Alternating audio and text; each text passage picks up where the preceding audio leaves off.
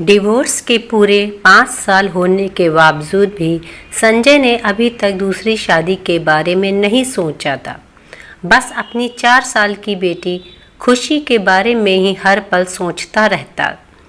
हालांकि जब से दोनों अलग हुए हैं तब से एक बार ही अपनी बेटी से मिल सका है बेचारा संजय। संजय पेशे से एक बहुत बड़ा आर्किटेक्ट था। वो खुद की एक फर्म चलाता था, लेकिन जब से उसका डाइवोर्स हुआ था तब से ही उसने काम पर से ध्यान हटाकर मैखाने पर ध्यान ज़्यादा लगा रखा था। शहर में उसका जितना नाम अपनी काबिलियत के लिए था, अब उससे ज़्यादा बड़ा नाम दारू पीने के लिए होता जा रहा था। उसके घर वाले माता पिता बार बार यही समझाते थे कि दारू और नशे की लत छोड़ के अब अपने बिजनेस और आगे की लाइफ पर फोकस करे और कोई अच्छी सी लड़की पसंद करके जल्दी से शादी कर ले, क्योंकि कोर्ट से तो उसे ग्रीन सिग्नल मिल ही चुका था। उसका डाइवोर्स हो चुका था, लेकिन घर वाले समझाते समझाते थक चुके थे। उसे चाहिए थी तो बस शिखा उसकी डाइवोर्स हो चुकी पत्नी का नाम था, जिसे वह कभी हद से ज़्यादा प्यार करता था। लेकिन कुछ गलतफहमियों ने इतनी जगह बना ली कि दोनों के रिश्ते तार तार कर दिया और नौबत यहाँ तक आ गई कि उन्हें कोर्ट के सहारे खुद को अलग करना पड़ा। वह दोनों अलग तो जरूर हो गए, लेकिन अंदर से बिल्कुल कमज़ोर हो गए। संजय तो खुद को संभालने के लिए शराब का सहारा ले लिया करता था, लेकिन शिखा अपने आंसुओं का। डाइवोर्स के बाद शिखा अपने पापा, भाई और भाभी के साथ रह रही थी। उसे भाई और भाभी का साथ और प्यार तो कम, लेकिन उनसे ताने ज़्यादा मिलते थे। लेकिन वो सब कुछ सह कर भी अपनी दुलारी बेटी खुशी को इस बात की भनक तक नहीं लगने देती थी कि वो अपने नहीं बल्कि खैरात के घर में रहती है। उसे अगर रोना होता था तो वो अपनी बेटी के पीछे रोती थी। उसके सामने खुद को एक स्ट्रॉन्ग सिंगल पेरेंट की तरह पेश करती थी। उसके पापा की पेंशन इतनी नहीं आती थी कि वो अपनी और अपनी बेटी की ज़रूरतें पूरा कर सके। इसलिए अब शिखा को लगने लगा था कि खुशी भी बड़ी हो रही है और उसकी पढ़ाई के लिए भी पैसे की ज़रूरत होगी। हालांकि संजय उसे हर महीने भत्ते के रूप में 10,000 रुपये देता था, लेकिन उससे भी गुजारा आसान नहीं था। उसने नौकरी करने का फैसला लिया। दिन उसके पापा ने शिखा को बुला के कहा, बेटा, जिंदगी बहुत बड़ी और अनमोल होती है, इसे काटना नहीं जीना चाहिए। इसलिए हमारी मानो तो एक बार फिर से अपना घर बसाने के बारे में सोचो, ताकि आपकी ज़िंदगी बन जाए।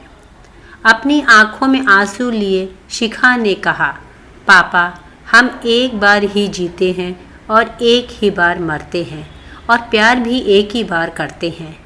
ये सब मैंने अपने हिस्से का कर चुका है। अब मेरी कोई तमन्ना नहीं है। मैं बस चाहती हूँ मेरी बेटी खुशी की ज़िंदगी बन जाए और कुछ नहीं। शिखा के पापा बस अपने आंसू पोंछते और आंखें मलते रह गए। उन्होंने एक अंतिम प्रयास किया और कहा, हमारे लिए ना सही, अपनी स्वर्गीय माँ के वास्ते ही सही, क्योंकि मैंने उनसे वादा किया था कि तुम्हारी बाद में कभी बेटी को कोई दिक्कत नहीं आने दूंगा। ज़्यादा कहने पर शिखा मान तो गई, लेकिन उसकी शर्त थी कि उसे फोर्स नहीं किया जाएगा। वो अपनी मर्जी से ही शादी करेगी। शिखा के पापा ने अपने दोस्तों और कुछ मीटिंग साइट की मदद से कुछ रिश्ते रेडी किए और उनके साथ शिखा की मीटिंग फिक्स करवाई, लेकिन शिखा को कोई भी पसंद नहीं आ रहा था। हालांकि उनकी अलग अलग वजह थी। एक दिन शिखा के पापा ने शिखा को एक और मीटिंग के बारे में बताया और उसे मिलने के लिए राज़ी किया। शिखा को जहां मिलने जाना था, ये शिखा की फेवरेट जगहों में एक थी। बताई हुई जगह पर पहुंचकर चिर परिचित अंदाज में शिखा आने वाले का इंतज़ार कर रही थी। वो बार बार अपनी घड़ी में देख रही थी। फिर उसने अपने पीछे मुड़कर देखा कि जिस पत्थर से टिक कर वो खड़ी थी, ठीक उसके पीछे वाले पत्थर पर बैठा एक इंसान उसका इंतजार कर रहा था। दोनों की नजरें टकराईं, आंसू निकल गए और शिखा बिना कुछ कहे वहां से जाने लगी। शिखा, आज तुम्हारी मीटिंग मेरे से ही है, क्या तुम 10 मिनट रुक सकती हो? जाती हुई शिखा के कानों में ये आवाज़ गूंजी। उसने पीछे मुड़कर फिर से देखा, कहीं मेरी आंखें धोखा तो नहीं खा रही। वो स्तब्ध खड़ी रह गई। उसे अपनी आंखों पर भरोसा नहीं हो रहा था। उसकी टांगें जवाब दे रही थीं। बस उसके मुंह से एक ही आवाज़ निकली, संजय तुम। अब संजय चलकर उसके पास आ चुका था। उसे अपनी बाहों में भर लेना चाहता था, लेकिन अभी वो ना तो उसकी पत्नी थी और ना माशूका। उसने आगे की हुई अपनी बाहें वापस पीछे कर ली और शिखा को वापस उसी जगह बैठने को कहा। कुछ पल सोचने के बाद शिखा मान गई और 10 मिनट की बातचीत के लिए राजी हो गई। जब से तुमसे दूरी बनी है, मेरी जिंदगी ही बदल गई है। मुझे अब जिंदगी नहीं, बस बोझ लगने लगी है। संजय बहुत कुछ कहना चाहता था, लेकिन शिखा ने उसे रोक दिया। हमारे पास केवल 10 मिनट है। मैं चाहती हूँ इसमें रोने धोने से अच्छा कुछ और बात की जाए। संजय चुप हो गया। शिखा घर के बाकी मेंबर्स के बारे में पूछती रही। संजय ने खुशी से मिलने की इच्छा जताई तो शिखा ने थोड़े नर्म लहजे में कह दिया, कभी टाइम निकालकर उससे मिलवाने के लिए लाएगी। शिखा की बात सुन के संजय को बड़ी खुशी हुई। कम से कम इस बहाने शिखा फिर से उसे मिलने तो आएगी ही। जाते जाते शिखा ने संजय से पूछा, आपने अभी तक दूसरी शादी क्यों नहीं की?